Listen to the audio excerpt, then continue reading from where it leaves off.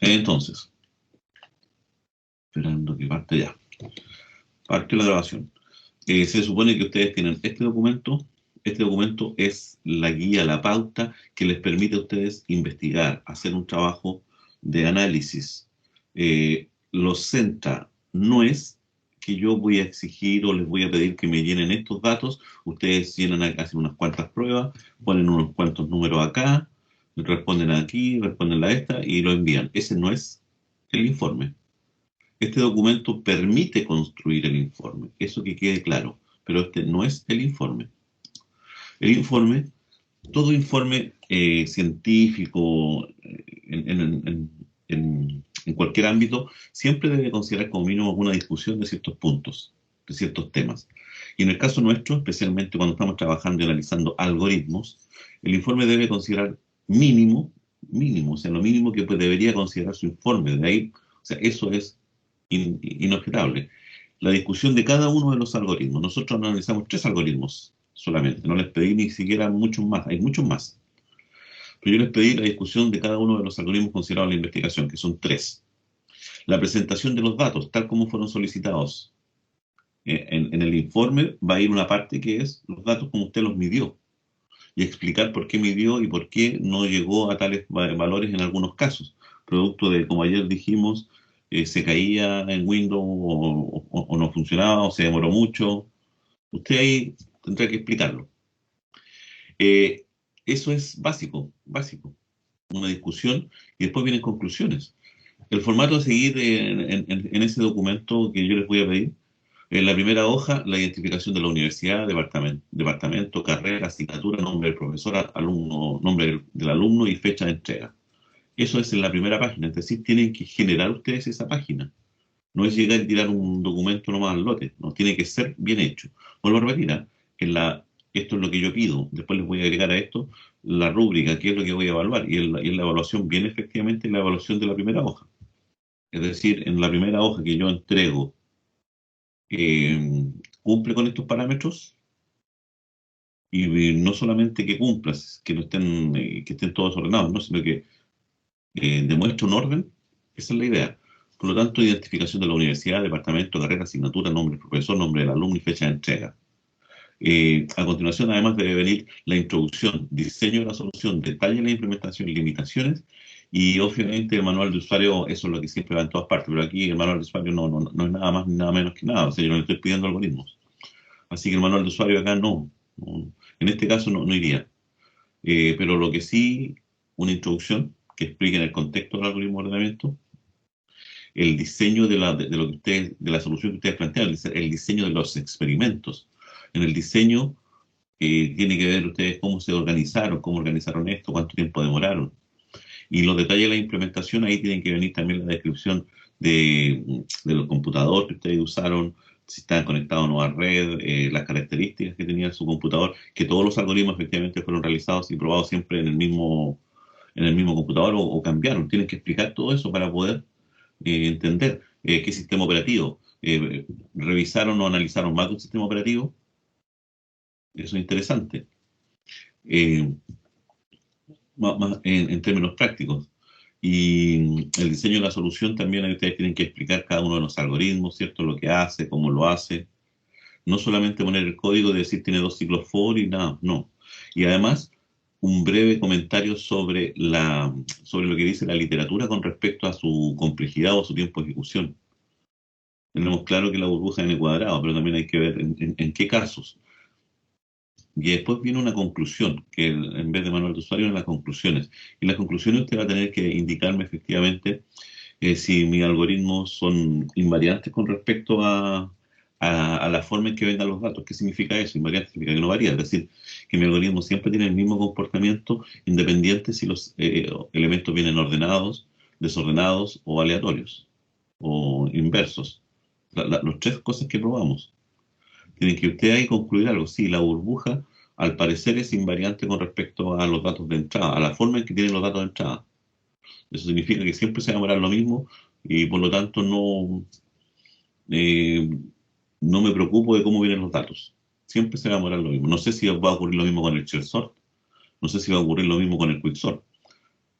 Eso ustedes lo pueden sacar incluso de la literatura, incluso de sus propios resultados. O sea, si ustedes leyeron en la literatura que la burbuja era invariante con respecto a los datos de entrada, eso tiene que estar reflejado en los datos, en los gráficos que ustedes van a hacer, los mismos que yo le he hecho, en el, con respecto a los resultados que han tenido con la burbuja. Ahí se nota claramente que efectivamente hay muy poca diferencia, imperceptible en algunos casos, eh, con respecto a si estoy ordenando un conjunto de datos que ya está ordenado, si un conjunto de datos está ordenado en forma inversa o si está en forma aleatoria. Aunque, aunque yo dejo abierta la puerta. O sea, en el rango en que nosotros evaluamos, recuerden que esto, yo tengo que dar fe de lo que yo hice. En el rango, por ejemplo, en el que yo he trabajado, en el que yo le he demostrado a ustedes de los 30.000 a los 40.000, a los 400.000, en ese rango yo podría establecer que efectivamente hay una invarianza con respecto a los datos de entrada, es decir, no depende. Pero si ustedes se dan cuenta, en la última parte, en la última ya de los 350.000 para adelante, como que las cuatro curvas empiezan a despegarse, y eso significa que efectivamente a lo mejor ya más adelante esa invarianza sí puede considerarse. Eso es lo que yo les mencionaba, no me acuerdo dónde lo dejé, no grabé no grabé directamente ese dibujo, no lo dejé, pero déjenme si lo recupero por acá.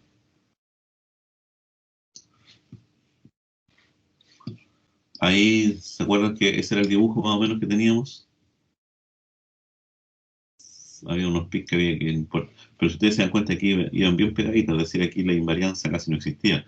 Pero ya acá, como que no sé, yo no sé si que al parecer este que es el aleatorio se demora más, al parecer, que el que está ordenado. Acá no se nota tanto. Pero ¿eso qué significa? Que no me debo quedar solamente con los ejemplos que yo hice para estar 400.000. A lo mejor yo tendría que ahora considerar lo que más pueda acá para efectivamente ver si puedo yo decir, inferir eso, que en conjuntos pequeños de datos sí se mantiene la invarianza, pero en conjuntos grandes de datos tal vez exista diferencia. Eso es lo que ustedes tienen que analizar. A eso se refiere cuando ustedes hacen investigaciones o prueban cosas. Y de hecho aquí teníamos, después probábamos todos los otros, ¿cierto? Esto es lo que hicimos en la clase. Si ustedes se dan cuenta aquí, ahí tenemos ya las 6 mediciones que correspondían al iMac y al MacBook. Claro, en esta primera parte no hay diferencia, pero aquí ya se empiezan a establecer algo. Y siempre el ordenado parece que va más por abajo. A lo mejor hay una diferencia. Eso es lo que yo quiero que ustedes sean capaces de analizar y darse cuenta. Ya, el resumen. Debe haber un abstract. Todo informe técnico, todo informe nuestro que nosotros hagamos debe contener un abstract. El abstract, ¿qué cosa es? Es una síntesis de no más de 15 líneas de lo realizado en su investigación. Una síntesis, es decir, alguien lee tranquilamente el abstract, que aquí correspondería a esto, y leyendo esto se hace una idea de si le conviene o no le conviene seguir leyendo lo que viene. Porque si el abstract no me seduce o no apunta a lo que yo quiero o ando investigando, entonces ese abstract es importante. Eso debería contenerlo siempre, un resumen. En la literatura científica le llaman abstract, en la literatura no científica o científica de las ciencias sociales le llaman resumen. En el mundo de ingeniería, en el mundo científico más duro, le llaman abstract, por si acaso. Está normado y definido. El resumen o abstract debe contener palabras claves, de las denominadas keyword. Keyword, al final, cuyo objetivo es facilitar la búsqueda en Internet. ¿Qué significa eso? Voy a ir nuevamente acá, no me acuerdo si le pusimos keyword a este, pero siempre le exigen que tengan keyword. Aquí están las palabras. Generalmente va el abstract acá y las keywords abajo, no necesariamente de esta forma, pero este es un informe ya. Y van las keywords. Las keywords, ¿qué significan? Son las palabras que yo ando buscando dentro de mi investigación, porque generalmente yo quiero buscar algunas cosas de trend, Harsh Exponent, Long Range Correlation, Data Missing, Data Imputation, Neural Network. O sea, si yo ando buscando uno de estos temas, entonces generalmente alguien me lo tiene que indicar acá. Esa es la idea. Por eso es fundamental que le hagamos caso a esto. Por lo tanto, tiene que venir un abstract y tiene que venir un resumen y tiene que venir las palabras claves. Tiene que venir un pequeño índice, aunque sean 10, 15 páginas o 8 páginas. El índice debe ir numerado, pero como índice, no como documento. O sea, por ejemplo, ya han dado cuenta que los libros, las primeras páginas vienen numeradas con I latina, I dos I, y después viene la numeración arábiga, indoarábiga, la nuestra. Tiene que haber un índice de tablas, si es que existen. Tiene que venir un índice de gráficos, si existe, y un índice de figuras, si existe. Y yo le agregaría más, en el caso nuestro, un índice de algoritmos. Solo si corresponde el índice, en qué página se van a encontrar.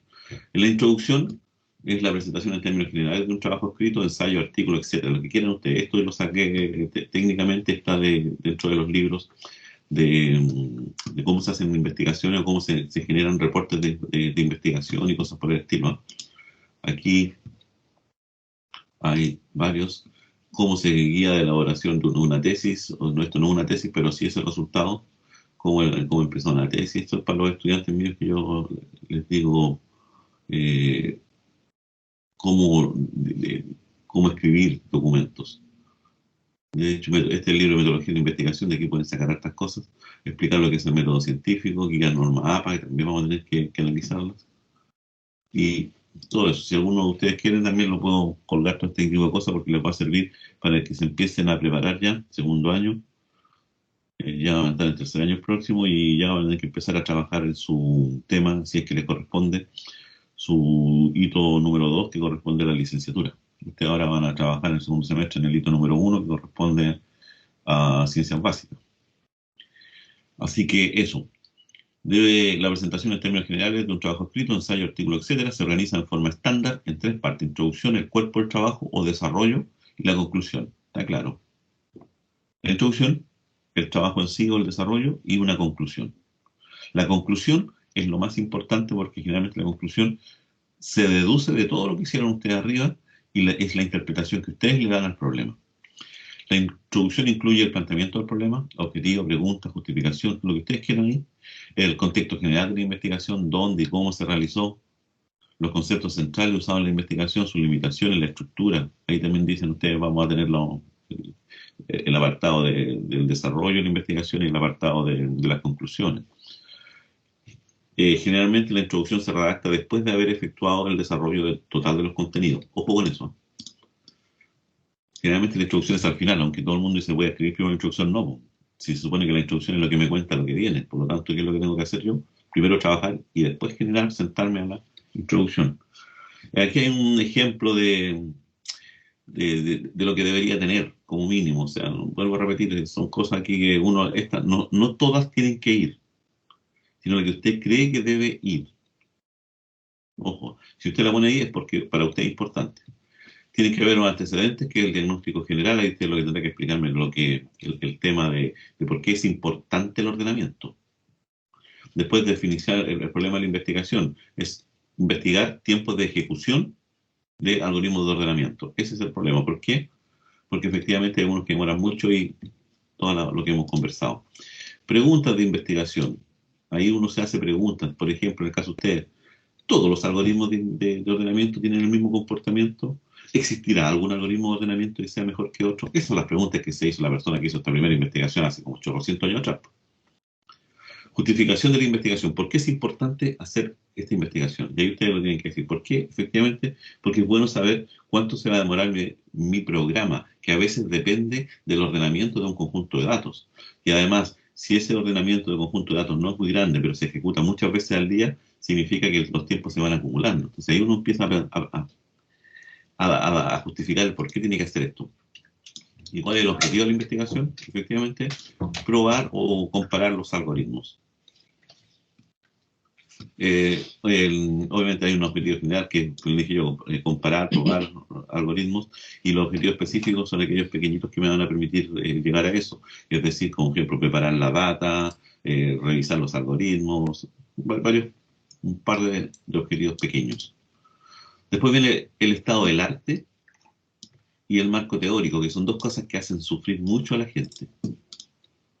el estado del arte y lo confunden con el marco teórico y el marco teórico con el estado del arte y a veces hacen una sola cosa. De hecho, en términos generales usted podría elegir uno de estos nomás y nada más. El marco teórico y chao. El estado del arte es qué es lo que está ocurriendo en la actualidad con los algoritmos de ordenamiento. Y el marco teórico es cuáles son los sustentos que me permiten a mí comenzar mi investigación, de dónde parto. Y aquí está claro de dónde partimos, de los tres algoritmos que yo les planteé. Por eso el estado del arte ni siquiera lo vamos a analizar. Obviar en este caso. Que las tesis ya más grandotas te exigen estado del arte, marco teórico o un trabajo de investigación. El trabajo de investigación de ustedes no exige estado del arte, sino que un marco teórico, de dónde parto. Y mi planteamiento es partir de estos tres algoritmos que ya están ultra probados, en donde la gente ha dicho que uno tiene ordenamiento cuadrático, el otro logarítmico y así sucesivamente. Después el marco metodológico, cómo usted diseñó su trabajo. Una pequeña introducción, usted hace. ¿Cómo es el diseño que usted hizo? Bueno, en realidad, ¿qué es lo que hice? Primero, generé todos mis datos para probar los tres archivos, para eso tuve que generar programas, todo lo que usted hace, todo es el diseño. El tipo de investigación, esta es una experimental. Basta con que digan eso, mi investigación es de tipo experimental, ¿no? ¿Cuáles son los instrumentos que usted ejecutó? Los instrumentos, aquí no ejecutamos instrumentos en el sentido de si usted encuesta o no para evaluar lo que hice. No, no estamos evaluando lo que hicimos acá. Así que por lo tanto los instrumentos no irían, la recolección de datos tampoco, porque ya están recabados. Aunque sí podríamos poner ustedes que si es que quisieran llenar la planilla, la recolección de datos son los resultados de las ejecuciones de de los programas en sus diversos conjuntos de datos. Y después vienen las técnicas de análisis, y efectivamente ahí la única técnica de análisis que ustedes hicieron no es una medición, no comparar, una gráfica. Punto. Así que vuelvo a repetir acá, es bastante simple esto. Y la presentación de los resultados, aquí es importante. Aquí es donde ustedes van a mostrarme las planillas, las tablitas, van a explicar, no basta con poner en un trabajo en un informe técnico, si usted pone una tabla, un gráfico, tiene que explicar el gráfico. Tiene que explicar qué es lo que dice, no solamente decir, no, si mire, el 20% lo muestra y el 80% hace lo otro. No, eso, ¿qué significa el 20% para este problema? ¿Qué significa el 80%? ¿No? En los casos prácticos acá, ¿qué significa que se demore tantos segundos versus tantos segundos al otro? Aquí tengo que hacer las comparaciones, aquí tengo que presentar mis datos. Esta es la parte más importante de todo su trabajo. ¿Cómo presentaron todos los datos que capturaron? ¿Cómo describen eso? Analizan los resultados a la luz de lo que hemos visto ya recién con la burbuja, que es lo único que hemos trabajado. Efectivamente, yo podría establecer que se comprueba el enfoque teórico de que me indica que tiene un comportamiento cuadrático y que es independiente del procesador, porque en el procesador que yo pruebe siempre la curva va a ser la misma. La única diferencia es que la curva va a demorar más o va a demorar menos, pero va a tener siempre un comportamiento cuadrático, a diferencia del algoritmo del Quicksort que tiene otro comportamiento y a diferencia del Quicksort que tiene otro comportamiento.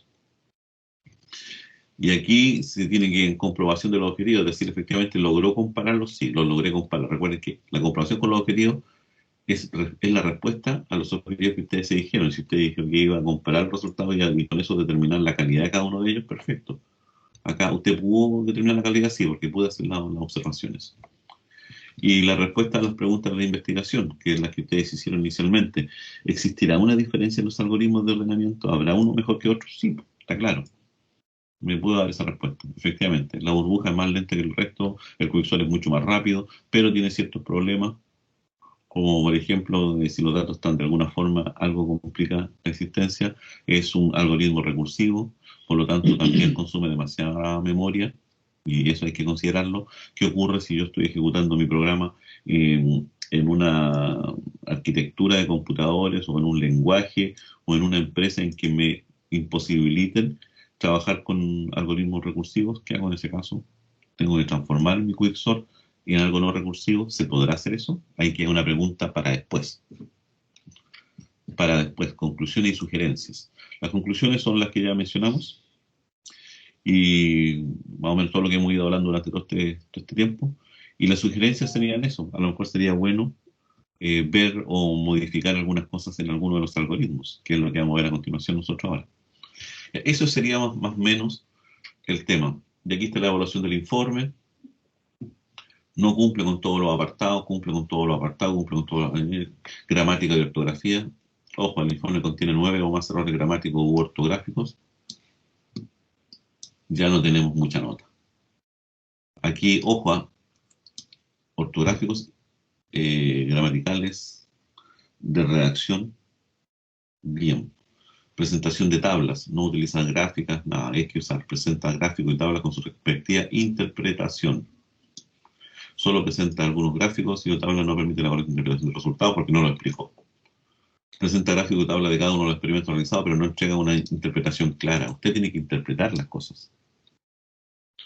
Y las conclusiones vuelvo a repetir. Entonces, nos vamos a preocupar del contenido, es decir, si cumple ciertos estándares mínimos para ser considerado un informe técnico, que no tenga falta ortográfica, que se presente de una manera el documento con hartas gráficas, tablas y la interpretación de esos gráficos y esas tablas y finalmente las conclusiones que usted logre llegar. Ojo, aquí yo no evalúo si sus conclusiones son correctas o no correctas. Yo evalúo si sus conclusiones son correctas a la luz de lo que usted hizo en su investigación. Eso significa, no es que yo voy a evaluar si me gustaron o no sus conclusiones. Yo lo que tengo que evaluar acá, si sus conclusiones son coherentes con todo el trabajo que usted hizo. Eso es todo lo que hacemos. Y todo esto es la evaluación.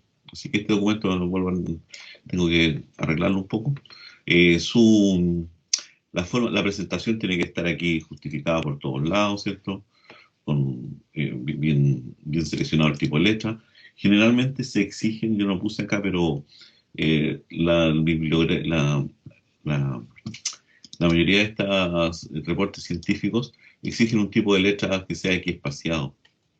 Generalmente Times New Roman y generalmente tamaño 12. No es un tema, uno muy bonito, pero que es generalmente el que usa todo el mundo. Usa el tema Times New Roman porque es X espaciado. Permite que me quede todo siempre ordenadito tal cual como ocurriría con un Courier o cosas así. Pero es el estándar. Eso es con respecto a escribir buenos informes. Aquí tengo algunos ejemplos de tesis. Aquí es... Este es un trabajo bien interesante. Esto está en el formato ya antiguo. Hay que cambiar esto de acá, lo que yo pedía, la interpretación de la universidad, el profesor de la asignatura que corresponde, el nombre, que esto ya es una tesis de titulación, ¿no? Clasificación de algunos tipos de llantos recién nacidos utilizando reglas artificiales, el nombre de ustedes. Aquí debería venir la asignatura, el departamento, todas esas cosas. Esta es una tesis bien antigua, del 2008. Y desde el 2008 que estamos trabajando con redes neuronales artificiales en este caso. Y aquí viene como el mismo tema, el índice de figuras, resumen, la introducción, la del problema, la invitación, la propuesta. No quiero que hagan 200 hojas, pero debería contener estos elementos desarrollados eh, bastante simple, unas cuantas líneas nomás por cada una de estas cosas. Pero es para que ustedes se vayan metiendo en el tema de lo que es escribir un reporte científico. Siempre hay una investigación, la propuesta que hace ella, los objetivos, la metodología, el problema, el marco teórico.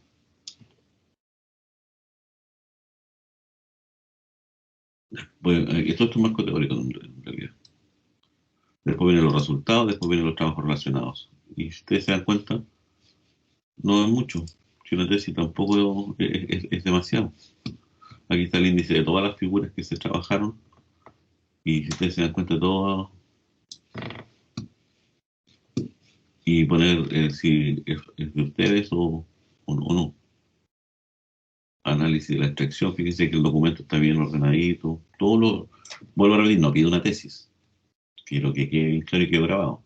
Lo que quiero es que el documento esté bien escrito, bien redactado, pueden ser 5 o 6 hojas, pero bien hechas, perfecto, que consideren todos los puntos que yo les mencioné, que estén bien cuadraditos, que no tengamos que cada dibujito diga efectivamente de dónde fue sacado, Tiene que haber una cosa que no me puse muy exigente, pero ya poco a poco vamos a ir poniéndonos exigentes, que es lo que tiene que ver con las referencias bibliográficas, que es lo que me indica a mí si yo lo que hice es mío o no, este es trabajo de ella, del estudiante que hizo la tesis. Ustedes podrían trabajar esto, sí. Y aquí se pueden detectar, y aquí entra la matemática, para que por si acaso, es una álgebra lineal. Aquí un despeje de ecuaciones, coeficiente de autocorrelación, o sea, harto tienen que meterse, y aquí están los resultados. Aquí está toda la explicación de todo lo que se hizo. Y aquí se detectó, esto es SOMS, que son unos mapas autoorganizados, es decir, una clusterización de los tipos de llantos. Y aquí se pudo clusterizar en tres tipos de llantos que están claramente diferenciados de acuerdo a los parámetros que ellos tienen. Entonces, yo, ¿qué es lo que tengo? Obviamente que esto es una investigación supervisada, en el contexto de los algoritmos. Entonces, pues cualquier cosa que a mí me llegue, yo lo voy a poder clasificar en estos tipos de llantos. ¿Qué significa eso? Que uno toma un poco la grabación del llanto de un niño y se lo corre a estos algoritmos que están acá, y uno podría observar fácilmente el tipo de llanto que tienen y si hay algún patrón en ellos. Eso es por si alguno de ustedes quieren. Estos son mapas de calor. En Python lo hicimos una vez. Y aquí ustedes pueden darse cuenta, o sea, ya este es un tema efectivamente ya mucho más denso. Pero para allá tienen que ir acostumbrándose a trabajar efectivamente eh, un informe científico que puede contener 10 páginas hasta lograr después cuando se titulen, ya sea para usted un trámite escribir su tesis y no sea tan complicado. Esta es otra tesis, tener la misma historia nomás. Aplicación de los mapas autoorganizados con Jones para la creación de grupos de riesgo en base a datos de pacientes con infarto agudo medio calvo. También es redes neuronales. Tesis para optar a eso. Y el documento también acá tiene la misma historia. Aquí está un resumen. Aquí está efectivamente nuevamente lo mismo, introducción, promoción del problema, objetivos generales, objetivos específicos, justificación, el marco teórico, la metodología que ustedes hicieron. Aquí está prueba de análisis e interpretación de todos los datos que ustedes hicieron. Vuelvo a repetir, o sea, ustedes no tienen tanto como esto, pero debería estar el título y un pequeño párrafo de cada una de estas cosas. Aquí nuevamente tenemos más cositas que ustedes van a tener que trabajar. Y es que aquí estábamos viendo qué pasa si podemos detectar o no posibles infartos. También tenemos un mapa de calor. Ya hay varios tesis que ustedes pueden ahí trabajar. Ya, eso es con respecto a lo que yo les voy a pedir. Este documento lo voy a arreglar nuevamente para que quede un poco más contundente y eliminar ciertas cosas. Y ese es el que les voy a publicar. Ya. Con respecto ahora, los 3 veces lo mismo. Con respecto a los ejercicios que estábamos haciendo, me parece que ya vimos todo lo que teníamos que haber considerado. No creo que valga la pena seguir dándole a estos datos, que de hecho creo que están en el GitHub, ¿no? En la asignatura. No me acuerdo si subió o no es. Me parece que sí están. Están todos, ¿eh? Yo he ido mejorando, o sea, cada vez que hago un cambio, por lo tanto, cambio un poco el tema, cambio un poco ahí están Ya esas son mediciones que hice yo. Ustedes ahí tienen ejercicios como para probar si efectivamente están correctos o no. Pero ustedes deberían hacer sus propios resúmenes. Y eso dejarlo todo acá. De hecho, a lo mejor sería conveniente que cada uno de ustedes se creara su propio GitHub, en donde dejara los programas, dejara cada uno de sus archivos con los que probó, incluso hasta el documento, se crea su propio GitHub y después eso lo incorpora así tal como lo están sugiriendo ahora en todas las investigaciones, recuerden lo que les digo yo siempre, indicar cuál es el GitHub donde están los datos que me van a permitir a mí revisar que todo lo que hizo está correcto. Y que no es solamente una cocina. ¿No está de moda ese concepto en Chile ahora? No es de moda, no es una cocina. Y ustedes le ponen ahí nomás acceso a los datos y ahí seguiría yo, le daría clic a mi propio clic y así no tendrían ustedes ni que subir sus programas y yo compararía y revisaría lo que ustedes hicieron. Voy a agregar eso, que efectivamente debe venir el link y por así lo obligo a que cada uno de ustedes construya su propio GitHub.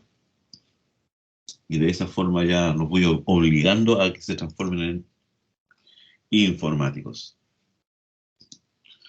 Ya, eso es con respecto a los datos y que ustedes prueban ahí, ya los algoritmos están, hay que probar ahora qué pasa con el Chelsor. Algunos me decían, profe, pero ya he probado y con el Chelsor no se demora nada. Efectivamente, se demora muy, muy requete contra poco. Entonces hay que ver cómo medimos eso. ¿Cómo medimos eso? Ya ahí a lo mejor ya no vamos a poder trabajar con la misma cantidad de elementos con los que trabajábamos en la burbuja, porque efectivamente vamos a tener que trabajar con mayor cantidad de elementos. Pero ¿qué pasa si trabajamos con mayor cantidad de elementos? Lo más probable es que el lenguaje C dijimos que ya se moría con 999.999, ¿se acuerdan? Pero hay una posibilidad de mejorar eso, ¿sí? Y eso es investigación. Eso es investigación, eso es investigar y decir, oye, pero ¿cómo puedo yo incrementar el, la cantidad de datos que voy a procesar? Porque yo ya me quedo claro que el lenguaje C me limita a no definir arreglos de más de 1 millón de elementos y se cae. Pero ayer un compañero de ustedes, porque también es bueno reconocerlo, que se adelantó un poco a lo que nosotros vamos a ver ahora, se adelantó un poco porque no hemos visto todavía memoria dinámica, pero él envió eso. De hecho, voy a abrirlo acá.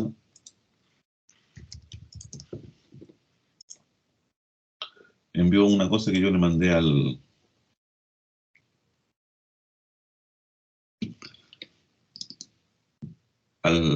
chat, lo voy a copiar acá, que sería bueno que alguno a lo mejor le diera su...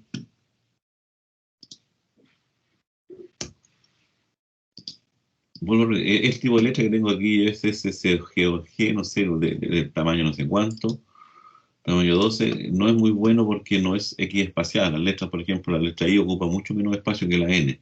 Eso cuando nosotros lo trabajamos en nuestro algoritmo, no es que nos va a complicar el problema, sino que el entendimiento. Nos van a quedar las cosas no cuadraditas. Siempre van a haber problemas de fase, especialmente los tabuladores. Entonces, para evitar eso, generalmente uno tiene que elegir un tamaño de datos o Courier, en donde todas las letras tienen el mismo ancho, o el que yo les decía, el Time New Roman. Es el Time New Roman. A mí yo encuentro feo para programar. Generalmente, o pueden usar Calibri, que tampoco es X espaciada, pero por lo menos es más bonita. Y si ahora quisieran una efectivamente X espaciada, no, Courier no. Y ahí pueden ahora aumentar el tamaño a 14 para que podamos ver tranquilamente todos. Esas líneas las entregó un compañero ayer a ustedes. Me las envió. Yo le dije, sí, si puedes, si las entendiste, las puedes usar. Pero si no las entiendes, por favor, trata de buscar otra alternativa. ¿Qué es lo que hace esto? ¿Alguien lo vio por ahí en algún momento? Esa instrucción que están ahí. Fíjense que esto es un puntero, ¿eh? Ni siquiera estoy declarando un arreglo. INT asterisco array. O vector o el nombre que ustedes le quieran dar al arreglo. Es más o menos lo mismo que nosotros llamamos de hecho INT array de 1 millón. O 999.999. Pero él después usa una función que se llama malloc. Malloc, como dicen algunos, ¿Qué es la función malloc? La función malloc es fundamental para lo que viene después para nosotros, ¿no? Malloc, la primera que pillamos ahí en Wikipedia, dice asignación dinámica de memoria. Ah, chuta, profe, porque vamos a trabajar en memorias dinámicas. Perfecto. El lenguaje C, a través de un grupo de funciones de biblioteca estándar. Malloc, ralloc, calloc, free. Eso lo vamos a utilizar cada una. ¿Qué es lo que hace el malloc en el fondo? Asigna un número especificado de bytes de memoria y obliga al sistema a reservar esa cantidad de bytes de memoria, sí o sí. Ya cuando nosotros hacíamos INT a raíz de 1.000.000, le estábamos pidiendo que a través del sistema operativo reservara 1.000.000 y él nos decía, no, no puedo reservarte 1.000.000 porque tengo prohibido. Ah, ya, pero lo puedo hacer de otra forma, sí. Pide prestado una cantidad de bytes, po, y después tú direccionas o manejas esa cantidad de bytes como se te antoje. Eso es lo que dice el lenguaje C. Y este es el malloc. Asigna un número especificado de bytes, es decir, yo no voy a asignar una cantidad de espacio, sino que lo que de variables. Cuando yo digo int, a ver si me explico mejor acá. Si yo digo int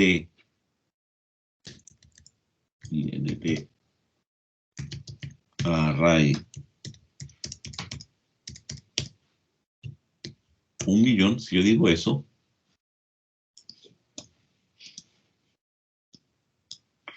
si yo digo esto, lo que le estoy indicando al sistema operativo es, oye, sistema operativo, anda y resérvame 1.000.000 de espacios para unos números enteros. Y búscame tú dónde estén ese 1.000.000 de espacios ya para números enteros.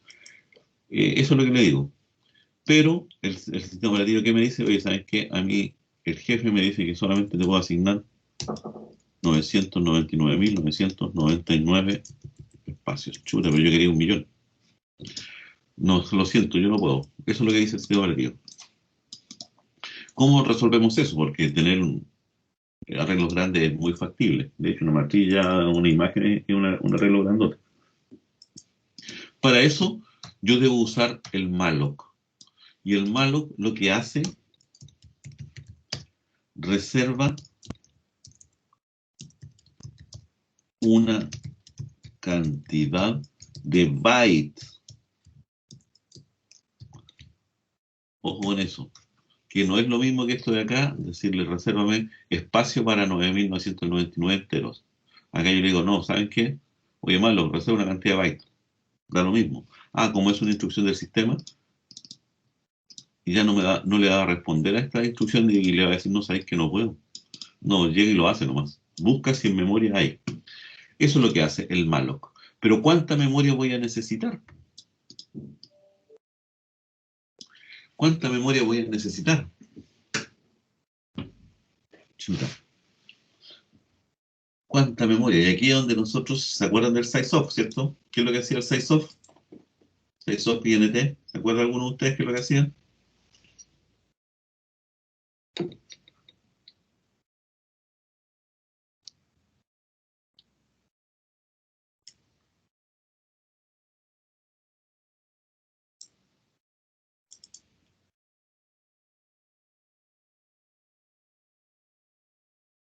Estoy hablando solo, parece. Lo vimos en la parte de, ¿cómo se llama? ¿Cuántos bytes tenía un carácter o una LED, un número o Sí. Un o un tipo de duplo? dato. Sí, un tipo de dato. En este caso, el sizeof Era que la, estamos manejando byte. nosotros, PNT es 4, ¿no? Si ustedes le ponen sizeof y prueban es 4. No sé si lo hicieron ya, y eso lo hicimos varias veces en clase. El sizeof del INT es 4. ¿Qué significa eso? Que él reserva por cada número entero, va a reservar 4 bytes. Y entonces aquí en el malloc, ¿cuánto va a reservar él? N. ¿Cuánto es N? No sé, para aquí en el ejercicio N debería ser, N aquí podría ser, oh,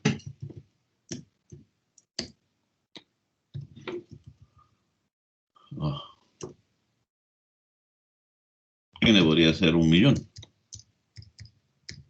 Por lo tanto, va a reservar 1.000.000 por 4, va a reservar 4.000.000. Y eso es todo. Después hay que ver algunas cosas más nomás que ir viendo cómo voy a trabajar. Recuerden que esto es un arreglo. Pero con esto yo le estoy pidiendo más memoria de la que necesito. Por lo tanto, si yo necesito probar 2 millones, debería decir eso, ¿no? Una cosa así. Y ahí voy a reservar 8 millones de bytes. Y 8 millones de bytes son 8 megas. Más o menos, aproximadamente. Y con eso le estoy dando más espacio para que pueda trabajar. Ahora, si ustedes le dan 2 millones y tratan de ordenar con la burbuja 2 millones de datos, van a estar como 3, 4 meses procesando. Y el informe lo entregarían estos años, más o menos. A la espera de que termine de hacer todas las pruebas con la burbuja. Entonces ahí ustedes tienen que ir estableciendo cómo pruebo. Esto lo digo yo porque algunos me dicen, profe, que lo que pasa con el shell sort no se demora nada y no puedo ni siquiera tengo puros cero. Bueno, entonces hay algo que está pasando. Aumentemos la cantidad de datos. Ojo, al aumentar la cantidad de datos, ¿qué significa esto? Que tengo que agrandar también mi conjunto de datos de entrada. Porque el conjunto de datos de entrada que yo tengo como máximo es de 1 millón de datos. Entonces tendría que usar las mismas herramientas que ya les pasé para crear más elementos. Vuelvo a insistir, o sea, todo eso ya es razón de ustedes nomás. Eso es con respecto a lo que yo le estaba mencionando,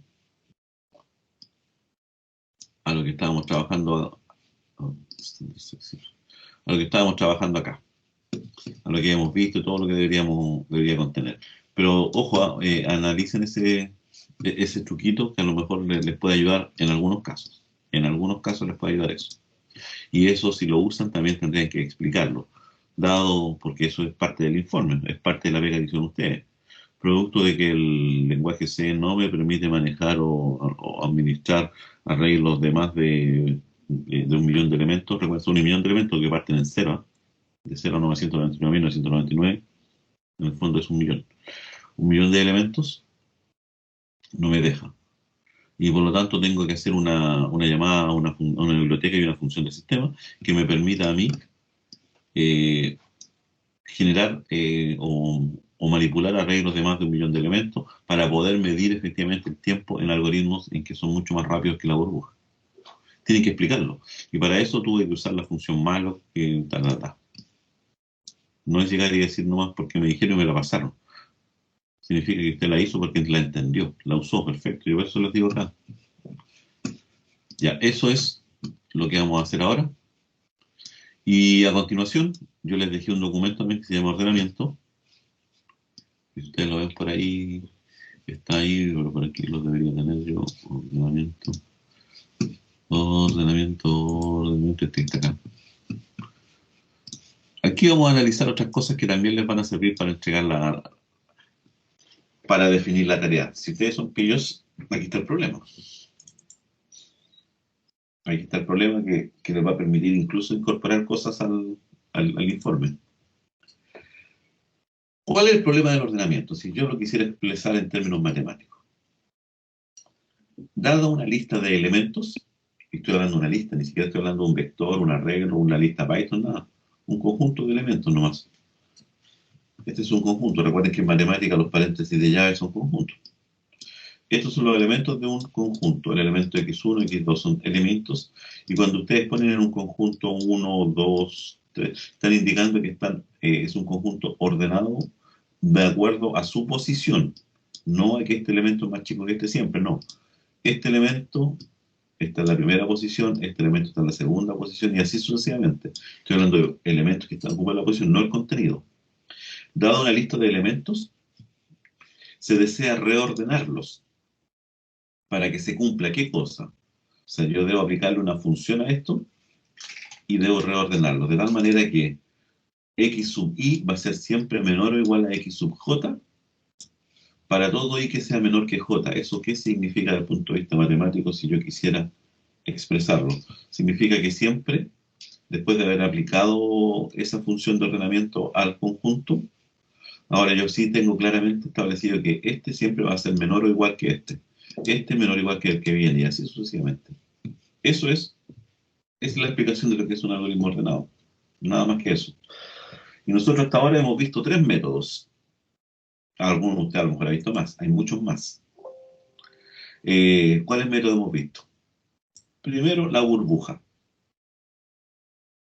Y la burbuja, y yo le puse siempre O de n cuadrado. ¿Qué significa eso? Que su complejidad siempre va a ser en función o va a estar de acuerdo a la cantidad de elementos que voy a procesar, pero al cuadrado. Ese es su comportamiento. ¿De dónde sacamos que la gráfica tenía que ser esa parábola? Porque ya lo dijimos. ¿Por qué? Porque tiene dos ciclos for. Y buscan en la literatura y se lo van a explicar. Ahora, ¿por qué digo siempre? ¿Qué pasa con, qué significa eso de siempre? ¿Por qué le pongo ese epíteto? Voy a mostrar la pantalla. Parte, parte por parte. 33, 84, ok. Ya. Vamos a ver. ¿Qué significa eso que la burbuja diga siempre, siempre?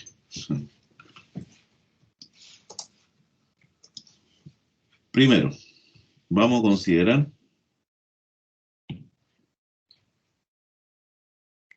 la burbuja, o sea, no la burbuja. En términos generales, los algoritmos de ordenamiento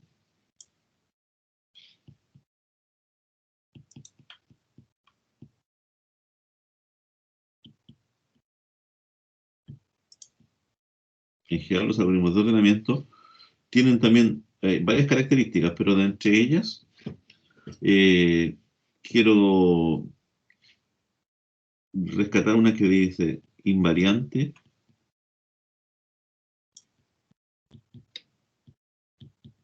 respecto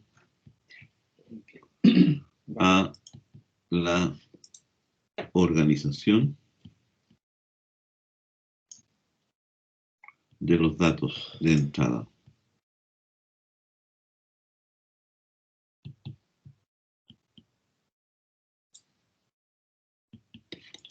Ese es un tema, la invarianza. Y el segundo tema tiene que ver con la estabilidad. La estabilidad.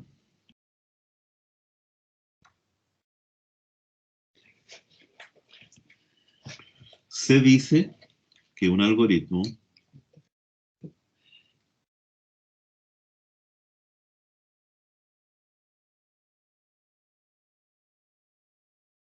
voy a escribirlo aquí más tranquilamente, para después pasarle este mismo papelito. Se dice que un algoritmo de ordenación, ordenamiento, se dice que un algoritmo de ordenamiento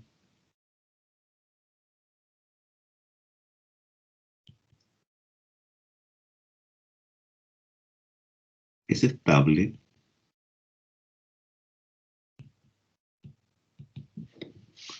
si dos elementos u objetos, también le llaman algunos, depende de la literatura, con claves iguales. Claves es el concepto por el cual estoy ordenando. Claves iguales, concepto por el que se ordena.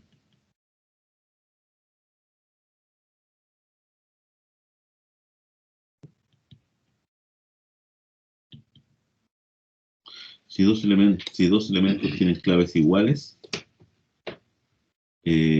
aparecen en el mismo orden, a ver, dos elementos con claves iguales, deben aparecer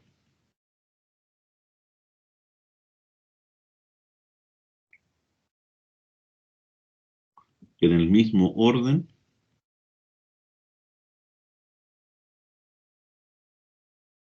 en el resultado del ordenamiento. Es como raro esto, porque hemos visto solamente nosotros cómo ordenar números. Por lo tanto, tengo que ver la invarianza y la estabilidad de un algoritmo de ordenamiento. Cuando es estable, cuando es invariante, ojo, ¿cuándo va a ser invariante? Entonces, para nosotros, por ejemplo, cuando en el ordenado en el inverso y en el aleatorio, porque así vienen los datos, no hay diferencias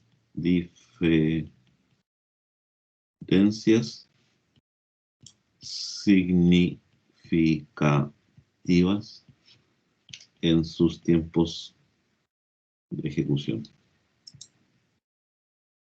¿Qué es lo que ya mencionamos? Ocurre con la burbuja en los primeros elementos. Es decir, es invariante con respecto, ojo, es invariante con respecto a eso.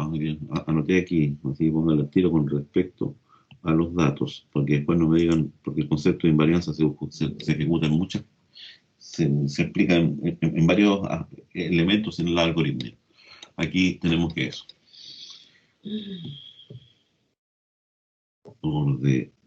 Bajamos clarito ahí, ordenado, inverso aleatorio, se demora lo mismo. Ya eso es invarianza. Ahora, la estabilidad, que esa es, no, dada la definición, no queda muy clara. ¿Por qué? Porque me dice que se dice que un algoritmo de ordenamiento es estable si dos elementos con claves iguales, es decir, el mismo elemento, concepto por el que se ordena, que eso es si ya estoy ordenando, por ejemplo, tengo un conjunto de datos que tengo nombre, apellido, edad, y voy a ordenar por apellido. Ese es el concepto, pero eso es lo de menos. Se ordena, deben aparecer en el mismo orden en el resultado de ordenamiento. ¿Qué significa eso? Por ejemplo, si en el caso, para que se entienda más claro, supongamos que tengo un conjunto de datos que tiene apellido, nombre y edad, por decir algo. ¿Estamos de acuerdo? Ya, y aquí en apellido vamos a decir que está Jara, el nombre es Pedro, no tengo idea quién es Pedro, ningún Pedro Jara, y tiene 21. Va a haber un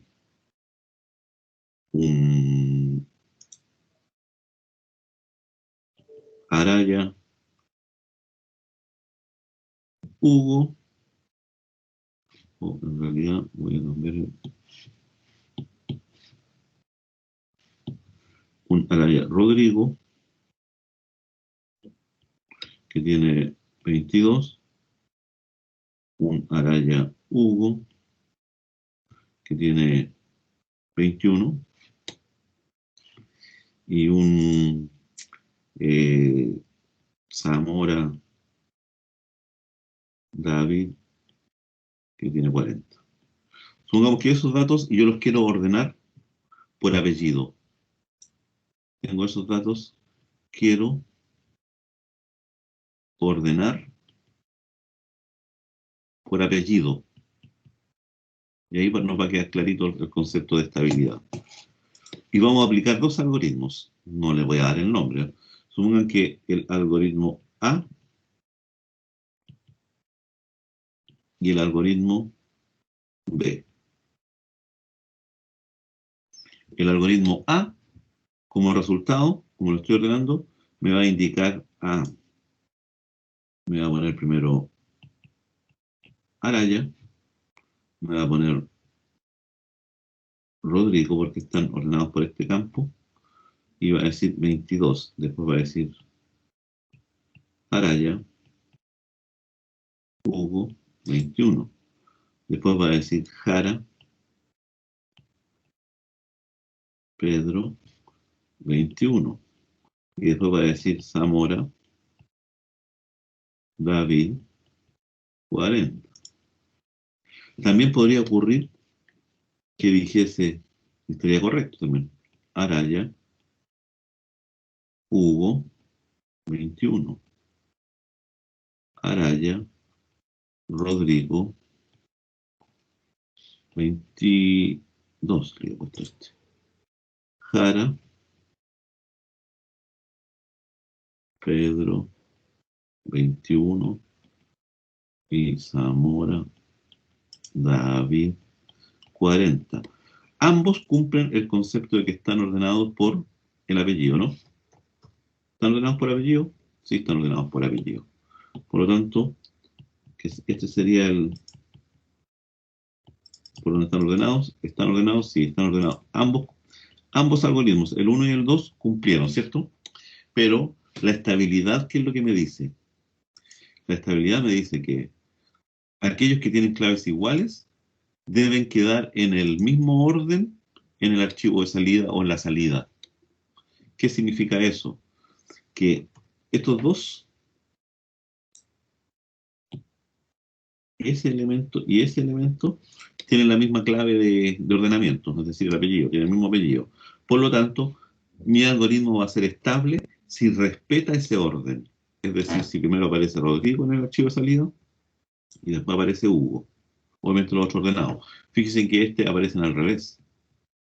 Por lo tanto, este archivo es, o sea, este algoritmo es un ordenamiento estable. ¿Por qué? Porque preserva el orden en que se encuentran aquellos elementos que tienen la misma clave. Este es un ordenamiento no estable.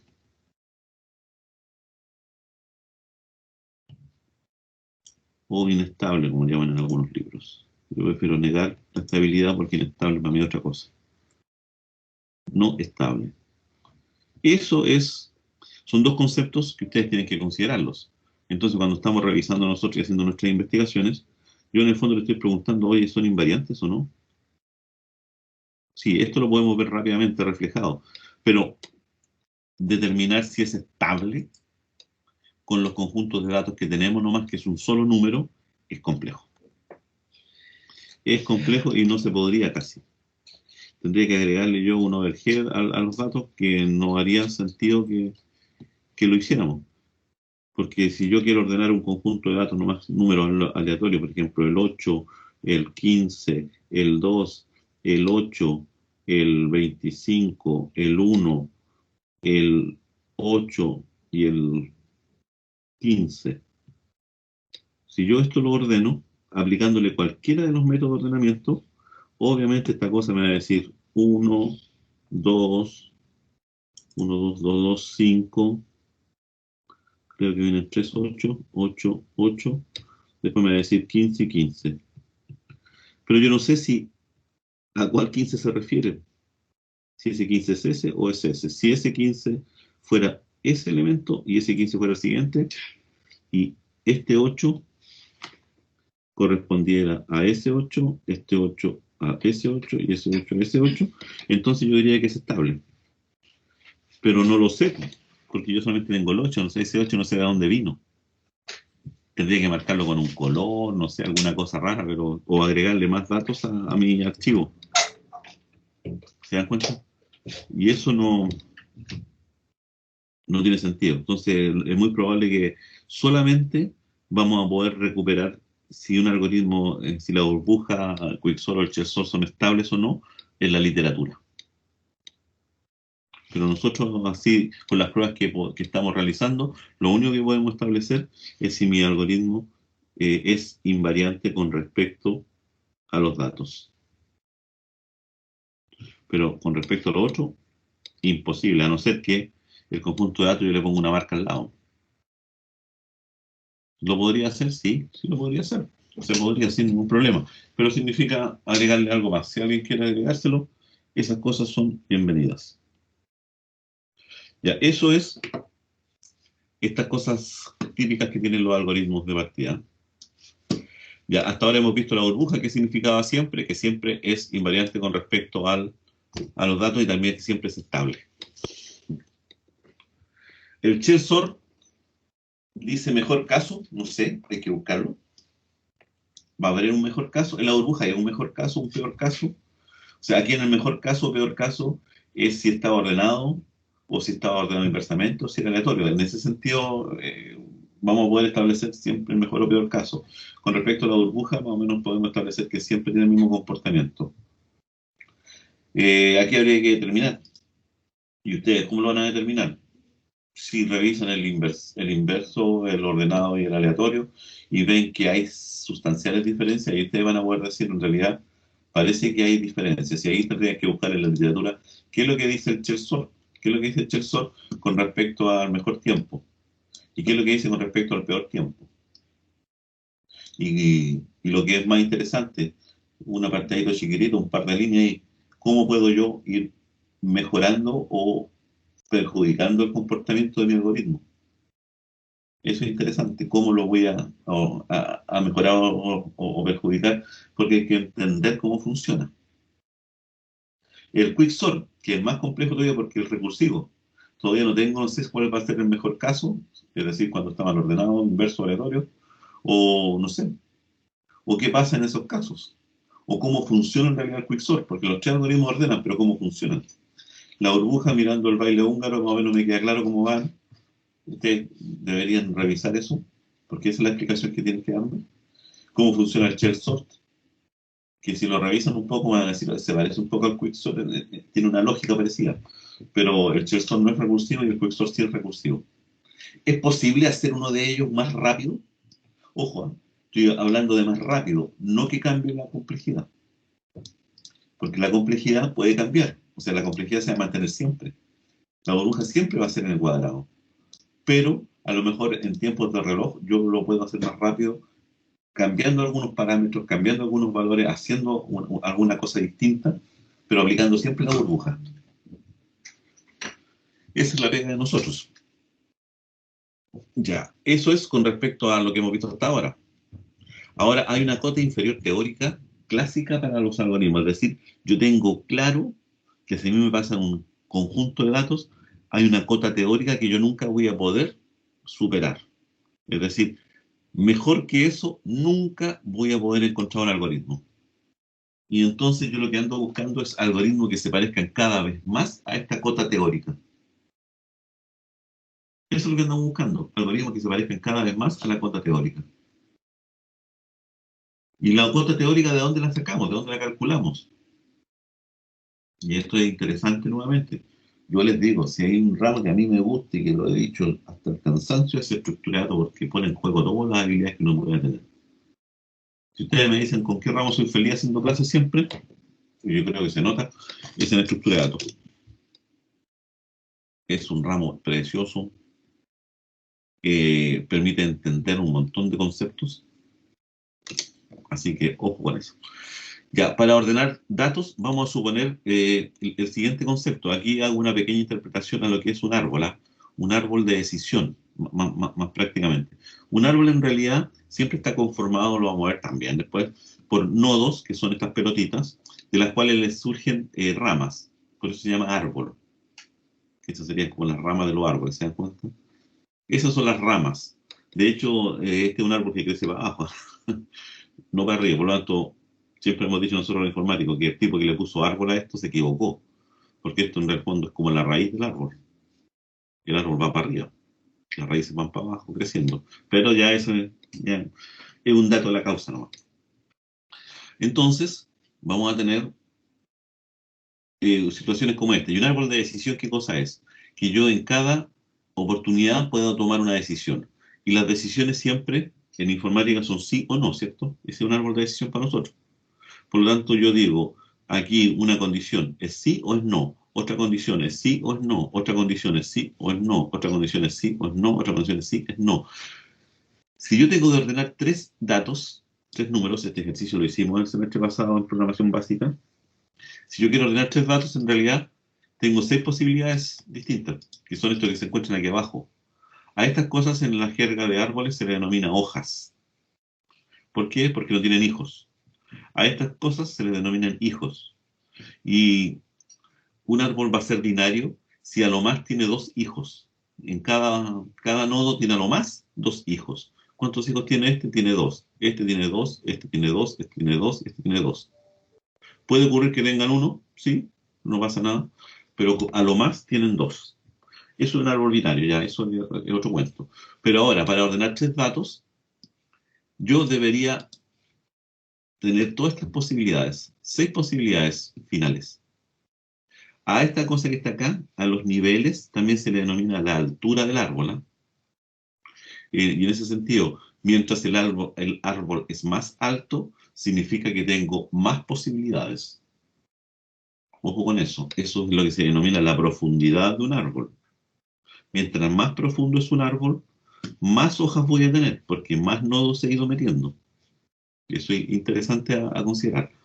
Ya, tenemos claro el siguiente árbol de decisión. Si A es menor que B, sí. B es menor que C, sí. Entonces el orden es ABC. A es menor que B, sí. B es menor que C, no. Entonces ahora tengo que ver A es menor que C. Si es sí, entonces el orden es A, C, B, si no C, A, B. Por lo tanto, a eso le denominamos árbol de decisión. Se usa mucho en inteligencia artificial, es uno de los algoritmos más importantes o más utilizados para predecir algunos conceptos y efectivamente se usa mucho más también en inteligencia artificial en sistemas de expertos, que es una rama de la inteligencia artificial, que son los típicos cuando ustedes se meten en alguna parte y les va preguntando. Si quiere hacer una consulta a alguien, marque uno. Si no, marque dos. Si quiere hacer todo otro, marque uno. Si no, marque dos. Y así sucesivamente, en el fondo lo están derivando ustedes a algunas de estas posibilidades que se pueden dar. Eso es un árbol de decisión, cada vez que escuchemos. De hecho, lo tienen que haber visto en estadística. En estadística se analizan los árboles de decisión. Ya, una vez que tenemos listo esto, entonces entendemos ese concepto. Yo sé, tengo que ordenar 3 números y tengo 6 posibilidades. Si tuviese 4 números, ¿cuántas posibilidades tendría? Si tengo 5 números, ¿cuántas posibilidades tendría? Si tengo 6 números, ¿cuántas? Y aquí comenzamos a incrementar la cantidad de posibilidades, ¿se dan cuenta? Y eso me va a determinar a mí la cota máxima. Es decir, o sea, lo menos que eso yo ya no puedo demorarme, porque eso es el tope físico. O sea, eso ya no hay otra alternativa. La generalización. Por lo tanto, si tenemos n elementos, ¿por qué dije yo que si tenemos 3, hay 6 posibilidades? Porque esto lo sacábamos nosotros de las permutaciones. Las permutaciones. ¿Vieron permutaciones ya en estadística o no? ¿Vieron permutaciones en estadística? Responda Estadística alguien, por favor. todavía. Ah, pero del liceo. O Sí, estadística. sí, eso lo ven Sí, en sí, el claro, colegio. claro, claro. Las permutaciones. Si tengo 3 elementos,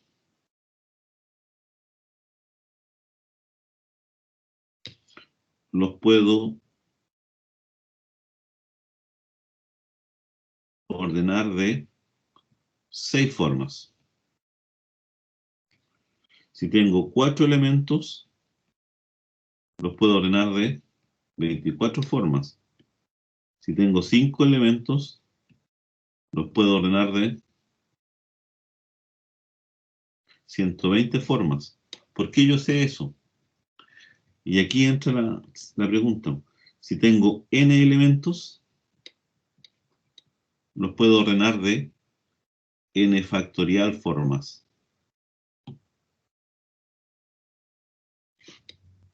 N factorial. Y recuerden, ¿qué es el n factorial?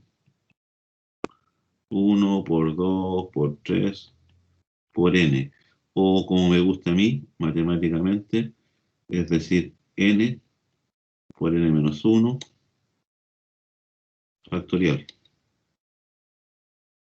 O como dicen otros, n por n menos 1 por n menos 2 por 1. Cualquier forma de eso, en el fondo es la multiplicación de todos los números que ustedes quieran darle. Ya, eso, ojo, aquí tenemos que decir que si n es igual a 1, esto implica que 1 factorial es igual a 1. Y ahí paramos, por si los matemáticos preguntan. Ya, ese es el tope máximo.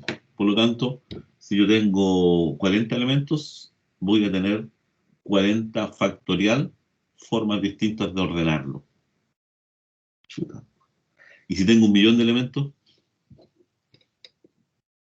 de hecho, 40 factorial, ¿cuánto es? ¿Cuánto es 40 factorial?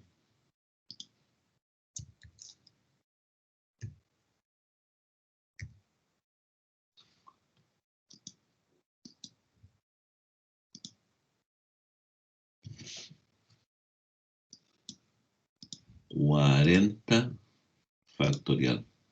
Miren el número.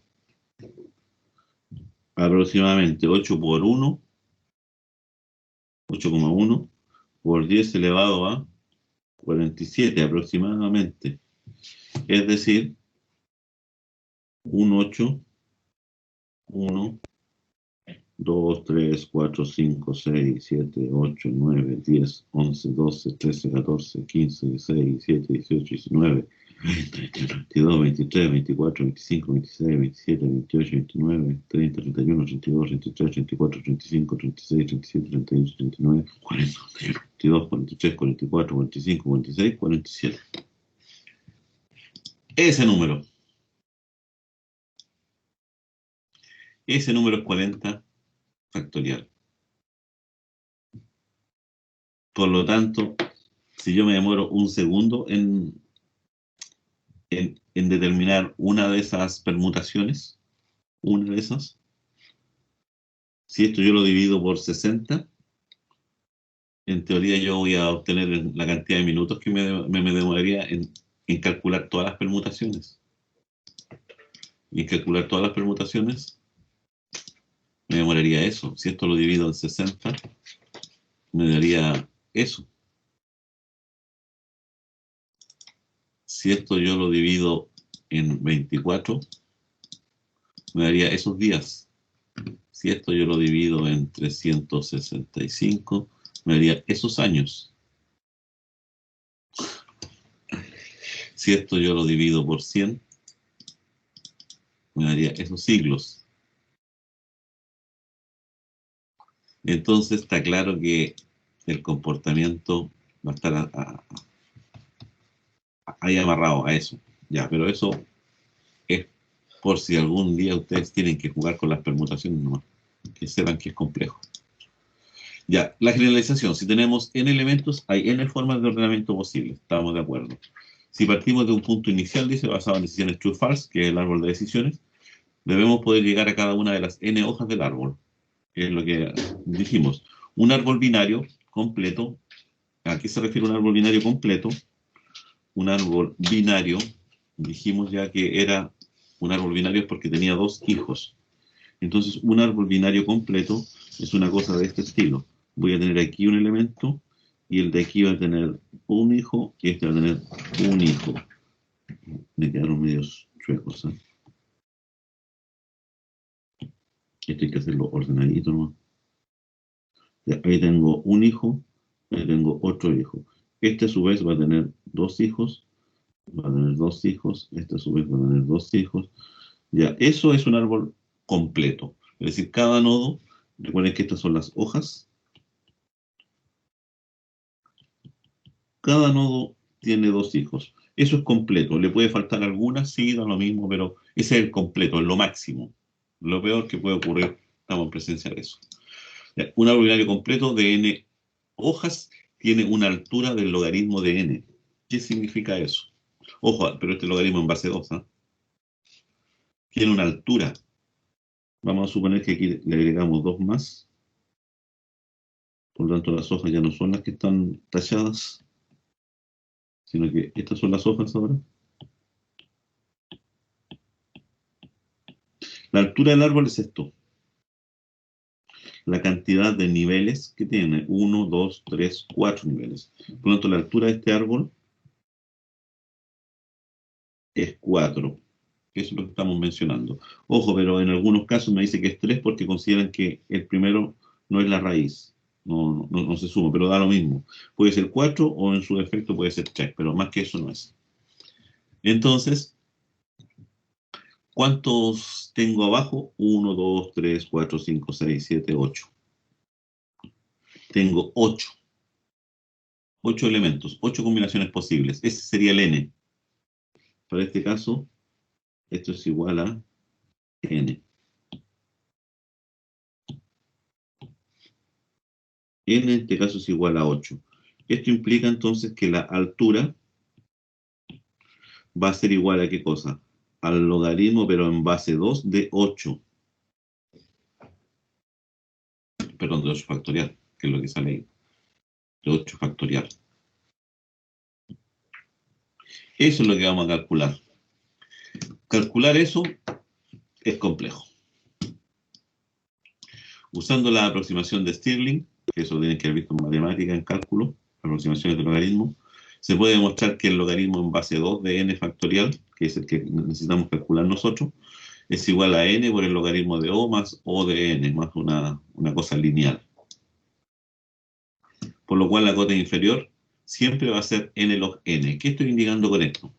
Que no hay nada más rápido que mi algoritmo sea n log n. Punto. Lamentablemente, no hay nada más rápido que eso. Es decir, cualquier algoritmo que yo encuentre en la literatura que me diga que es un comportamiento n log n, llegué al límite máximo, es decir, a lo más rápido que efectivamente se puede ordenar por un tema físico. Nada más que por eso. Ya, eso, para interpretarlo, ¿qué pasa con el quicksort? Que si ustedes revisan el quicksort, por ahí algunos dicen que es n log n, si ya lo han revisado. Este fue creado por C.A.R. Hoare a comienzos de los 60. Fíjense, el algoritmo no es nuevo, es viejísimo. Fue creado por este tipo que era un matemático, físico, filósofo, lo que quisieran. En estructura de datos hay unos nombres que son fundamentales para nosotros, personajes fundamentales, especialmente a los que amamos esta asignatura. Uno es Hoare y el otro es Ajo. Son dos personas que efectivamente nos entregaron y nos sentaron las bases de lo que es la estructura de datos. Son los que hicieron científica la estructura de datos y ya no empírica. Nosotros estamos transitando de lo científico a lo empírico, pero ellos eran totalmente científicos para entender lo que era la matemática, para entender lo que es la informática. Se los dejo aquí como ejemplo nomás, como cuando estén aburridos, busquen en internet quién es Hoare, este caballero que está aquí. Está vivo todavía, por si acaso. Del año 34, tiene 87 años. Se supone que nació en Sri Lanka, pero era hijo de unos eh, ingleses. Estudió en la Universidad de Moscú, en el Merton College, en la Universidad de Oxford. Tiene más ocupación informático, filósofo.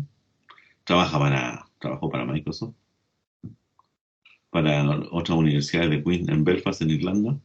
Una buena universidad. Obras notables, el Quicksort. El ordenamiento rápido es un algoritmo de ordenamiento creado por el científico británico de computación C.A.R. Hoare. Ojo por eso. Y un montón más de cosas. Y escribió un montón de libros. Todo lo que es la lógica, la comunicación de procesos, el concepto del null. Toda esa cosa es importante. Así que recibió el premio Turing, creo. Ahí está la transcripción de su discurso. Esta cosa es la que usted tiene que leer. Búsquenlo. Voy a dejarlo aquí, se los voy a enviar para que lo traten de leer y entiendan ustedes un poco quiénes somos. Ya, ese es uno que les dije yo. Y el otro tipo que me interesa a mí, que también ustedes le echen una miradita algún día, así como le echamos la miradita a Turing, por el tema de que nos apoyó en todo lo que es las máquinas computables. Estos ya fueron un poco más allá. Y Ajo,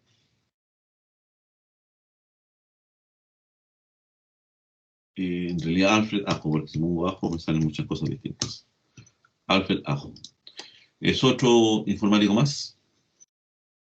Tiene 79 años, es un informático teórico, y ahí explicamos lo que es la informática teórica. Es una persona con conocimiento adquirido en ciencia de la computación, especializada en el estudio de los fundamentos teóricos de la información y la computación para su posteridad. Eso es lo que trabajamos nosotros con algunos profesores más. El resto son informáticos, nosotros somos informáticos teóricos, o computación, informática, cosas así. Este tipo escribió varios libros, ingeniero programador, ciencia de la computación, pero hay un libro que es fundamental, que es el que me hizo sufrir a mí durante muchos años, estructura de datos. Libro clásico, estructura de datos. Data Structure and Algorithm de Addison Wesley. Ese libro es fundamental. para los que quieren estudiar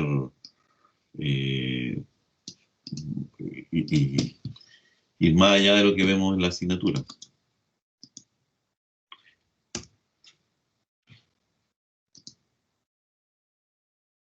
Este libro.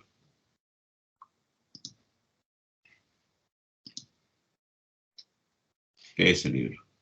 Alfred Adjo, John Hopfroth y Jeffrey Hullman. Ahí tienen un libro de estructurado duro. Ya. Esos dos señores, esas personas, ya Howard inventó el Quicksort. Sigue siendo el método, ojo, más eficiente para uso general, pero más eficiente en términos de complejidad algorítmica. Pero al ser recursivo hay que irse con cuidado. Para eso nosotros somos informáticos. El ejemplo clásico de la aplicación del principio o sea, es la utilización del principio de dividir para reinar o dividir para vencer, que es lo que siempre usamos nosotros. ¿Cuál es la estructura general que tiene este algoritmo? Que es lo que ustedes van a tener que explicarme a mí. Así es como deberían ustedes entender esta cosa. Para eso vean todos esos videos de los bailarines y varios ejercicios de cómo funciona el Quicksort desde el punto de vista gráfico. Vamos a tener un conjunto ordenado. O sea, perdón, un conjunto a ordenar, un vector. Vamos a elegir, aquí es donde viene la gracia. Elegimos un elemento al azar. Puede ser cualquiera, está lo mismo. El que yo quiera. El elemento que yo quiera. Obviamente que dependiendo de la elección de ese elemento, a lo mejor mi algoritmo se va a comportar de mejor o peor forma. Por eso después es un tema a analizar y a debatir. La elección de ese elemento, que se va a denominar el pivote. El pivote es este que está aquí al medio. Yo elegí el pivote al medio. En algunos dice que lo más saludable es elegir el pivote en el punto medio, otros dicen que es la mediana, la media, un tercio, un cuarto, ya ahí cada uno elige lo que quiera. Ya, tomamos ese pivote y aquí pongan atención, porque si no, no van a entender nunca cómo funciona el Quicksort.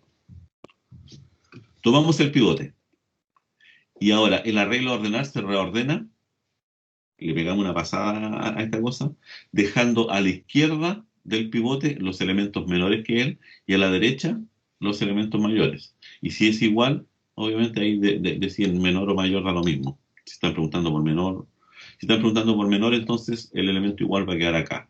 Si están preguntando por menor igual, entonces el elemento menor va a quedar acá. Pero eso es independiente. Ya tenemos el pivote. Entonces en una primera pasada, ¿qué es lo que tengo claro yo? Que todos los elementos que están acá son menores que P. Y todos los elementos que están acá son mayores que P. Esa es la primera pasada. Ahora, cada uno de estos subarreglos, el amarillo que ven acá ustedes, le aplico lo mismo, de manera recursiva. Ahí está el recursivo. ¿Qué significa? Que tengo que ir y elegir nuevamente un pivote acá. Y ahora, dejar los elementos más pequeños acá y los más grandes acá. Y así continúo hasta que ya no obtenga elementos. La recursividad se va a detener en un principio cuando hay un elemento o cero, pero es mejor tenerla con n igual cero. Ya, eso ya es un dato, ¿no? Una más, una menos. Por lo tanto, y al final, ¿qué es lo que voy a lograr? En el fondo, ir asegurando que tengo ya los elementos ordenados casi. Y como es recursivo, termino la llamada recursiva y voy a ordenar el que quedó. Y así después tomo este de acá y le aplico lo mismo. Esa es la idea del Quicksort. No sé si más o menos la visualizaron. No sé si les quedó más o menos claro cómo funcionaba. Vuelvo a repetir, no es simple, ¿eh? No es simple. Es tener un vector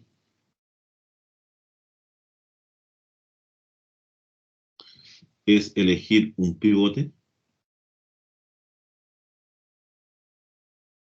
y después es tomar este vector y este vector. Ahora, obviamente, en esta parte van a estar los menores que P y aquí van a estar los mayores que P. Esa es la idea. Pero eso es recursivo. Entonces ahora voy a tomar solo este pedacito. Y sobre ese pedacito voy a elegir un nuevo pivote que me va a permitir a mí que aquí queden los menores. Este es un P1, este es un P0. Menores que P0, mayores que P0. Aquí van a estar los menores que P1 y aquí van a estar los mayores que P1. Y vuelvo a tomar nuevamente la misma cosa y hago lo mismo acá. Imagínense que ya quedan esos tres elementos nomás. Entonces, como ahora voy a ordenar con respecto al tercer pivote que he seleccionado, entonces a su izquierda van a quedar todos los menores y a su derecha los mayores. Ya no había nada más que ordenar, entonces ya terminé con este pedacito y ahora debo ir y ordenar el pedacito que falta, que es este que está acá. Y para ese hago lo mismo. Tomo nuevamente esto, veo los menores para acá, los mayores para acá. Una vez que esté todo eso ordenado, es porque ya tengo todo esto ordenado y por lo tanto ahora me desplazo y hago lo siguiente acá. Y acá nuevamente vuelvo a tomar el pivote y vuelvo a dejar los menores y los mayores. Y así hasta ordenar todo. ¿Va captando cómo funciona? Por lo tanto, mi algoritmo, ¿qué tiene que estar preocupado? De elegir un pivote, de tomar un límite inferior y un límite superior, de volver a elegir el pivote, de tomar su límite superior e inferior, y ir cambiando esos valores. Eso es lo que hace mi algoritmo de Quicksort. A diferencia del shell sort, que para algunos de ustedes, el shell que toma, que dicen algunos sí se parece, sí, pero el shell sort toma este y define aquí un punto y compara los que están a igual distancia. Compara ese con ese, después va a comparar el siguiente con el que viene, y si hay que cambiarlo, intercambia. Y una vez que hace esa primera recorrida, ya tiene algunos ordenados. Después, ¿qué es lo que hace? Achica esto, achica este rango, este pequeño rango de acá, y ahora va a ir a comparar otros que estén más cerca. Este ahora con este con este, y así va achicando el rango siempre, pero no es recursivo. Entonces va comparando todos los que se encuentran a esa distancia, que no es lo mismo que el Quicksort. El Quicksort funciona de esa forma. Ya, esa es la explicación del Quicksort. El mejor caso para el Quicksort, siempre se escoge un pivote que parte el subarreglo en dos partes, casi iguales, como le decía yo, el punto medio. Ahora, si tienen mayor información, podrían usar la mediana. Recuerden que la mediana, ¿qué característica tiene? Que deja todos los elementos menores, el 50% de los menores a mí, a un lado, y el 50% de los elementos mayores a mí al otro lado. Es decir, me asegura efectivamente que los dos subarreglos están totalmente equilibrados en cantidad de elementos, en teoría. En el mejor de los casos va a tener este comportamiento, en el peor de los casos va a tener este otro comportamiento. Hay que ver ahora qué significa eso. Fíjense que estamos hablando aquí de cosas casi lineales. Va a haber un caso promedio. Aquí lo analizamos. De hecho, estas son mediciones ya que están hechas casi siempre, ¿eh? Eso es lo que se va a demorar. Por lo tanto, Quicksort es del mismo orden que la cota inferior en el caso esperado. Es decir, en promedio, Quicksort se va a demorar siempre la cota que nosotros hayamos mencionado, el n log n, en promedio. ¿Se puede mejorar un poco? Sí, pero en promedio yo no podría esperar siempre que sea mejor. ¿Se pueden hacer mejoras? Sí. Puede ser optimizado de varias maneras. Ojo, cuando hablamos de optimizado, indico que va a seguir teniendo la misma complejidad, pero en reloj se va a demorar menos. Eso está claro, porque dejé de hacer algunas tareas en algunos casos, pero la complejidad va a seguir siendo la misma. Dice aquí, es desaconsejable realmente hacer algunas, porque si a veces yo no hago eh, una buena selección de mi optimización, puede que aumente la cantidad de trabajo que se hace dentro del ciclo, del loop, de la partición, que es la parte más compleja cuando voy a elegir y partir en dos el subarreglo. Y ahí es donde se concentra el costo, en la parte más complicada. ¿Qué pasa el Quicksort con mediana de 3? Se extrae una muestra de 3 elementos y entre ellos se escoge la mediana de esa muestra. Interesante. Si se toma el del medio y el último, ahí elegimos. Aquí hay una forma de se comenta un poco qué pueden hacer. ¿Qué otros algoritmos más existen? Que ustedes también tienen que tenerlo en consideración. Existe otra diferenciación también de algoritmos que están en memoria y algoritmos que están en archivos. O sea, perdón, datos que están en memoria y datos que están en archivos. Los datos que están en memoria, existen algunos algoritmos que se llaman selección, otros se llaman inserción, que algunos lo confunden con la burbuja. Ojo con eso, que sería bueno que también los probaran ustedes, los buscaran. Hay otro que se llama el heap sort, que también se denomina del montón o del montículo, son rapidísimos. El radix sort, que es generalmente para números, pero es buenísimo y hay que probarlo. Funciona a nivel de dígito, que es distinto. Esos son los que ocurren en memoria, cuando yo he cargado todo mi arreglo en memoria, todo en memoria. Pero ¿qué pasa si alguien me dijese a mí, oye, y quiero que ordenes un archivo que tiene 10 millones de datos? No puedo meter los 10 millones de datos en un vector. Chuta, ¿qué hago? Entonces, para eso existe también un método de ordenamiento de archivos, que en términos de complejidad es similar a los anteriores, pero en la ejecución es mucho más lento porque tiene que hacer muchos accesos a discos. Y si mi disco era lento, entonces se va a demorar 1 kilo. Y ese se denomina el merge sort. Generalmente estos algoritmos de ordenamiento son los que ocurren en las bases de datos gigantescas. Cuando vean base de datos, ahí van a entender esto. Pero esos son estos dos algoritmos. ¿Qué mejora puede usted proponer para alguno de los algoritmos vistos? Cuando hablo de los algoritmos vistos, estoy hablando del Bubble Sort, el Shell Sort y el Quick Sort. De lo que ya está hecho, de lo que yo les pasé a ustedes, de lo que está acá.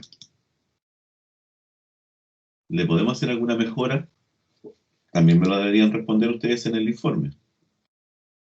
Como conclusión, yo descubrí que efectivamente había una mejora, la hice, y realmente la complejidad siguió siendo la misma, pero el tiempo de ejecución varió, cambió, ostensiblemente mejoró o empeoró. Da lo mismo si empeora. Yo aquí no estoy pidiendo que mejore, sino que estoy diciendo que la optimización que usted propuso, cuáles resultados tuvo, y usted tiene que ser honesto y decir, efectivamente, estos son los resultados que obtuve. Y eso es investigar. Si uno no siempre investiga para probar algo, a veces investiga para probar lo contrario, para probar que efectivamente esa modificación no es adecuada en tiempos de ejecución, tiempos de reloj. ¿Qué otra modificación se les ocurre? Yo les voy a plantear una nomás, una que a mí me interesa y que se puede probar, la pueden probar si ustedes quisieran, ¿no? ¿Qué pasa con la burbuja, amigo? Analicemos la burbuja antes de terminar la clase. Si nos quedan 10 minutitos para terminar. Analicemos la burbuja. Yo con la burbuja ordeno un arreglo de ese largo. ¿Estamos de acuerdo? De 0 a n o como quieran ustedes. Ya. De n elementos. ¿Cuál es la complejidad de la burbuja? N cuadrado. ¿Cuánto se demora en tiempo? Va a depender de mi computador, ¿cierto? Tiempo, en segundos. En segundos. Ese es el tiempo que quiero calcular. Yo lo que sí sé que la burbuja nunca la voy a poder sacar de este n cuadrado, porque esa es la cuota teórica. Pero sí puedo mejorarla en los segundos que puedo utilizarlas, que puedo mejorar, hacer una pregunta mejor, cambiar el orden de las preguntas, no sé. Ahí uno tiene que analizar. Pero yo les planteo la siguiente solución. Les planteo le hago la siguiente propuesta nomás, más que solución. Le hago la siguiente propuesta. Todo el algoritmo es n cuadrado de n con respecto a n. ¿Qué pasa? Miren, si yo lo divido en dos, así al ojo nomás, ni siquiera busco un pivote como lo hace el otro. Divido en dos. Por lo tanto, voy a tener este trozo y voy a tener este trozo, que es cortado en dos nomás, lisa y llanamente mi archivo. Por lo tanto, este va a ir de 0 a n medios. Este va a ir de n medios más 1 a n, por decir algo. ¿Estamos de acuerdo? ¿Cuántos elementos va a tener esto? Obvio que cada uno de estos tiene n medio elementos. ¿Estamos de acuerdo en eso? Estamos de acuerdo que cada uno tiene n medios. Lo dividí en dos. ¿Qué pasa si yo le aplico la burbuja a cada uno de ellos? Si yo le aplico la burbuja a cada uno de ellos, la complejidad va a ser n medios cuadrado. La complejidad va a ser n medios cuadrado. O sea, n medios, o sea, n cuadrado cuartos, n cuadrado cuartos en el fondo. Saquemos los paréntesis. ¿Estamos de acuerdo? Sí, pero esto sigue siendo n cuadrado, vuelvo a repetir. Sigue siendo n cuadrado, pero con menor tiempo de ejecución. Ah, chuta, no estoy mostrando la pantalla. Chuta, ninguno me dice que no está mostrando la pantalla. Ya, vuelvo a repetir lo mismo otra vez para que no me estén ni pescando. Pero no importa. Ese es el arreglo que yo quiero ordenar. Ese tiene una complejidad n cuadrado. Por lo tanto, en segundos se va a demorar una cierta cantidad de tiempo, ya lo tengo claro. ¿Qué pasa si yo divido en dos nomás, partes iguales? Ni siquiera hago un cambio nada, partes iguales, parto y divido en dos ese conjunto de datos. Está claro que este se va a quedar con n medios datos, de 0 a n medio, de n medio más 1 a n. La complejidad de este sería n cuadrado cuartos, la complejidad de este sería n cuadrado cuarto, que en teoría sigue siendo n cuadrado. Da lo mismo, dadas las propiedades que hay, es igual, es acotada a n cuadrado, tiene esa forma, perfecto. Pero se va a demorar menos instrucciones porque tengo que ordenar menos datos. Por lo tanto, en segundos se va a demorar menos. ¿Captan el concepto que estamos metiendo acá? Pero después de eso, yo, si le aplico la burbuja a cada uno de ellos, voy a tener que cada uno de estos va a estar ordenado. Es decir, ese pedacito va a estar ordenado, este pedacito va a estar ordenado. Pero nada me dice que yo los puedo juntar al tiro, porque a lo mejor acá hay números que deberían ir acá, y viceversa, porque yo ordené ese pedacito y ese pedacito, no con respecto al total, sino con respecto a lo que yo tenía acá. Entonces se me puede haber quedado, el 1 puede estar acá, a lo mejor, el primer elemento. Para eso, aplicando un poco lo que habíamos visto acá cuando mencionamos que habían otro tipo de algoritmos, uno que se llamaba el merge sort, ese, aplicando esa estrategia, vamos a mezclar. De aquí viene un proceso de mezcla, que ese proceso de mezcla es bastante simple. De ahí viene el merge. ¿Qué es el proceso de mezcla? El proceso de mezcla es volver nuevamente a generar el archivo completo. Perdón, el vector completo. Pero ¿cómo lo va haciendo? Va comparando. Toma el primer elemento de acá con el primer elemento de acá. Ojo, estos tienen en medios elementos, ¿eh? Poquititos. Compara ese elemento con este elemento. Y él toma la decisión. El más pequeño lo deja acá. Y supongamos que el más pequeño estaba a este lado. Entonces ahora va a tomar el segundo elemento y lo va a volver a comparar contra ese. Y va a elegir el más pequeño y lo va a dejar acá. Y así va a ir avanzando uno acá, otro acá. Y va a ir recorriendo, va a ir sacando todos los elementos. El proceso de mezcla es un proceso de orden n, de orden lineal. Por lo tanto, igual se va a ejecutar menos veces que un cuadrático. Entonces la pregunta es, si yo ordené el conjunto de datos y se demoró tanto de esta forma, ¿qué pasa si yo ahora hago una mejora y divido en dos? Y aunque le tenga que agregar un proceso de mezcla, a lo mejor ese proceso de mezcla es más liviano que lo que hacía anteriormente. Entonces, ¿qué debería yo? Probar.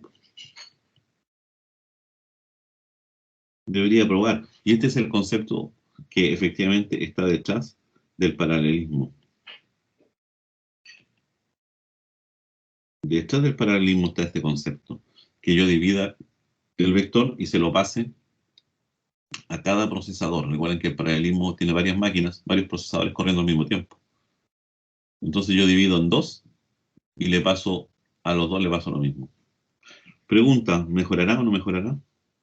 No sé, es respuesta. Y algunos de ustedes se pueden elaborar y dicen, ah, sabe, profe, yo me fui más encima más en la laboratoria. Dividí no en dos, dividí en cuatro. Y después los pegué nuevamente. A lo mejor andaba más rápido. No sé. Esa es la respuesta. ¿Mejorará? No sé. ¿Lo echaré a perder más todavía? No sé. Eso es lo que yo quiero que ustedes hagan. A eso quiero que se dediquen. Ya, jóvenes, Veo que hay varios que ya nos dejaron. Apenas termine la clase, subo la grabación y el